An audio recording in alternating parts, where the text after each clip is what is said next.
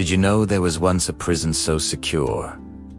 The gods called it the Iron Tomb, and yet 3 men vanished from it without a trace. No gunfire, no alarms, no bodies, just gone. This is the story of Alcatraz, the fortress built to be escape-proof. Until one night in 1962, it wasn't. Alcatraz wasn't your average prison. It sat on a cold, jagged island in the middle of San Francisco Bay, surrounded by freezing shark-infested water and relentless currents, the kind of place where escape meant certain death. That's what the guards believed, at least, but inside cell block.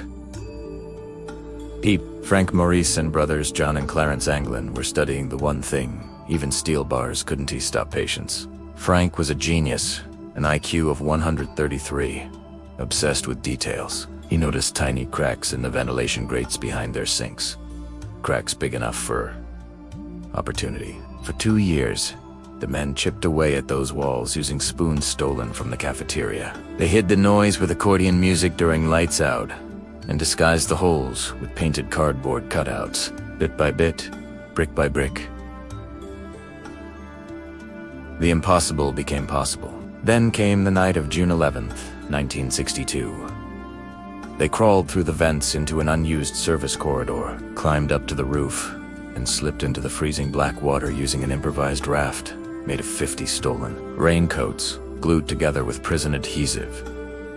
Every detail was insane. But here's the thing, it worked.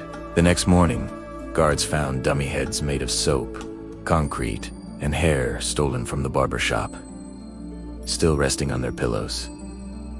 It was brilliant. They bought themselves a 10-hour head start before anyone realized they were gone. FBI agents scoured every inch of the bay. For weeks, nothing, just debris.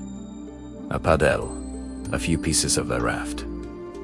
Officially, the case was ruled drowned in the attempt, but no bodies were ever found. Years later, strange clues began to surface.